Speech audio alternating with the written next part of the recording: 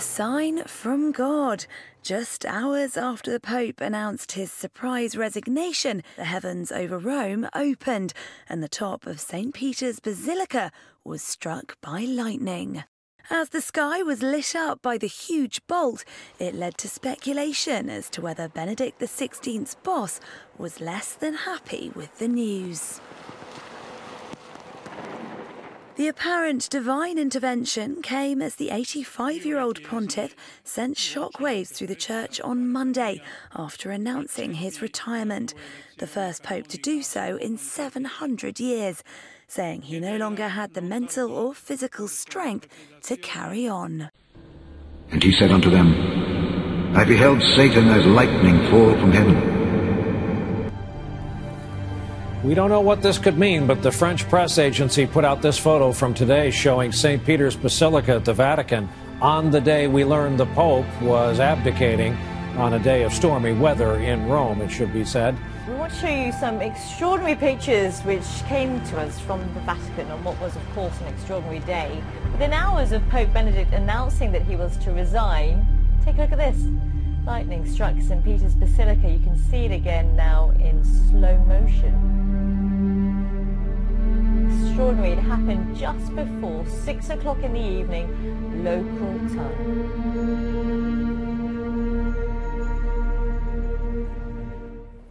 Mate.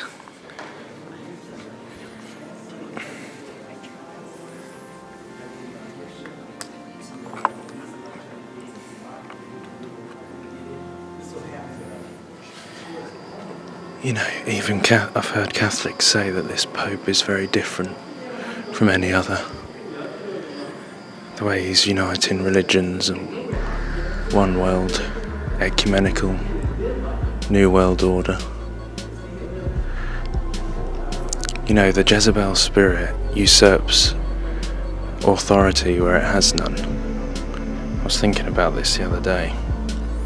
The Jezebel spirit usurps authority where it has none. And this is kind of the way this new ecumenical religion, Babylonian New Age religion is working.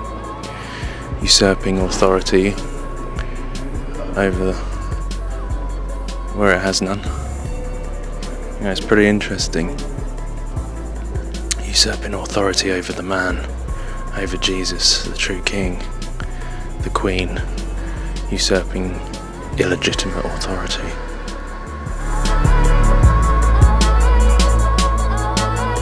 She is the one to take you to that light.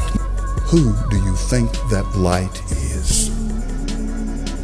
Lucifer.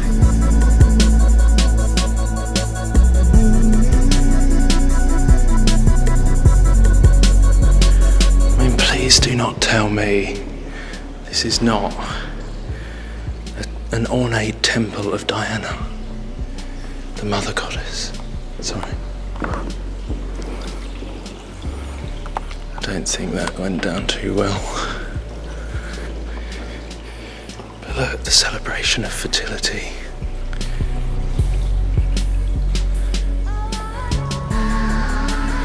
The birth of Tammuz.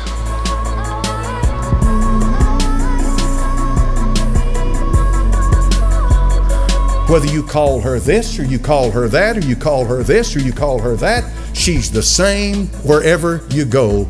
She is the Mother of God. She's the universal life force. Satan is very good at accommodating whatever culture, whatever age, whatever clime you happen to be in. Making a difference to him. He's very good at accommodating it. What I simply mean by that is he'll make you feel comfortable wherever you live in accepting his religion.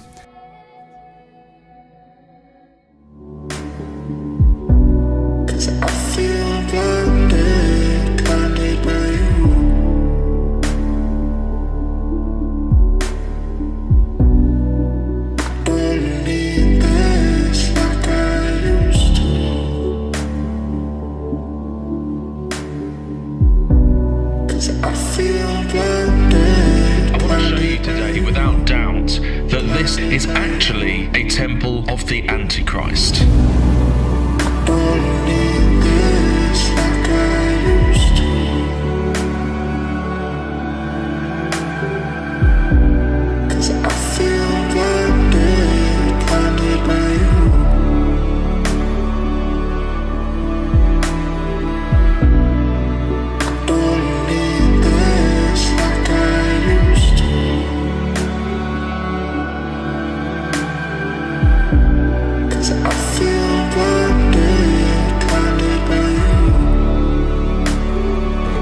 first Jesuit pope comes to a Jesuit general congregation.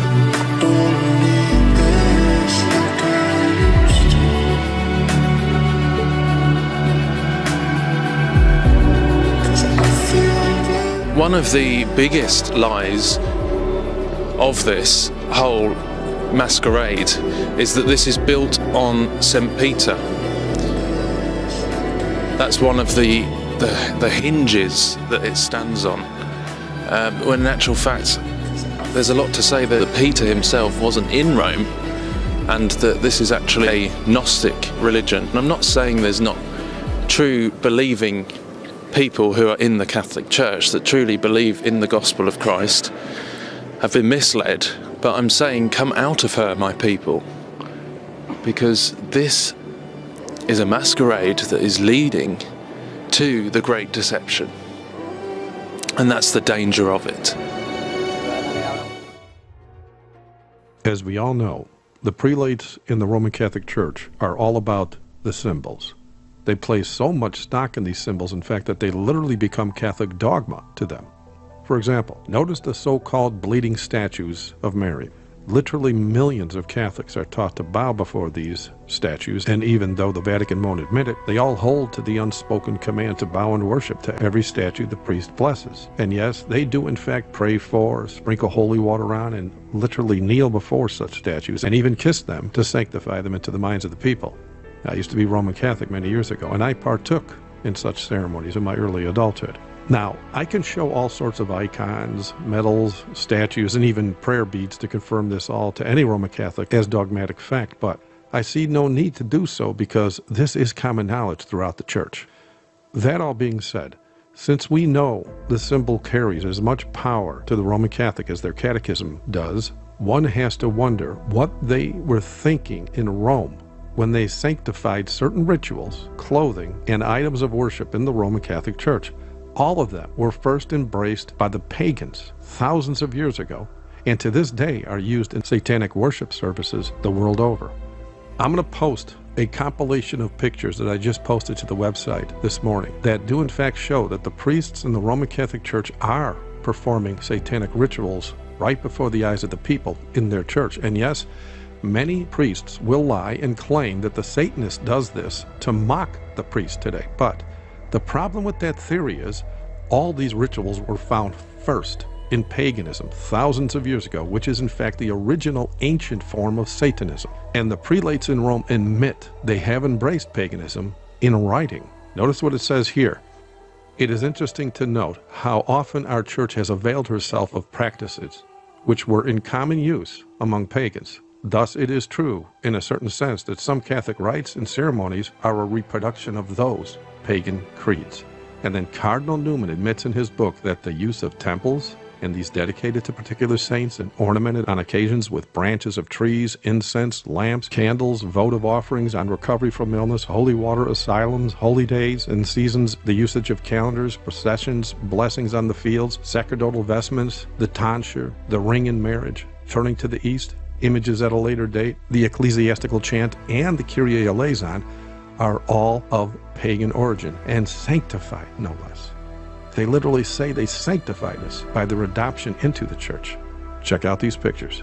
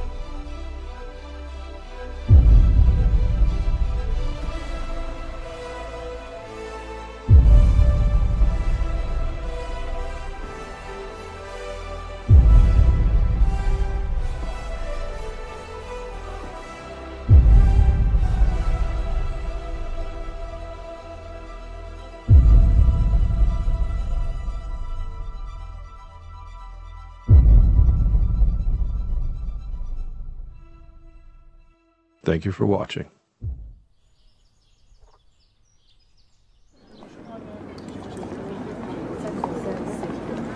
I'm sorry to say, folks, but those doors are not built for the size of a human being.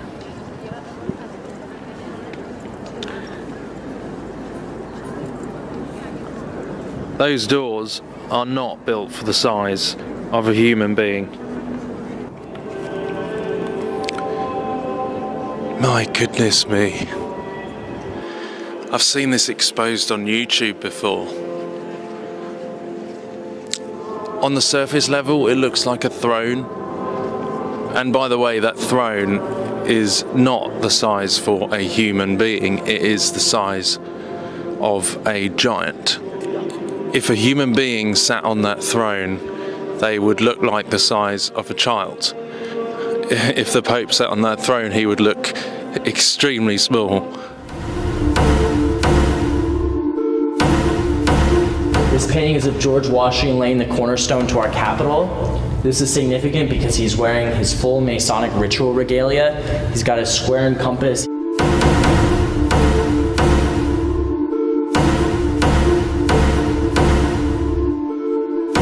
And then, as I walked into the main temple of this Scottish Rite building in Washington, D.C., right there before me was the black cube of Saturn, the Roman god of time worship. And the Hebrew writing in the middle says, God said, let there be light, and there was light.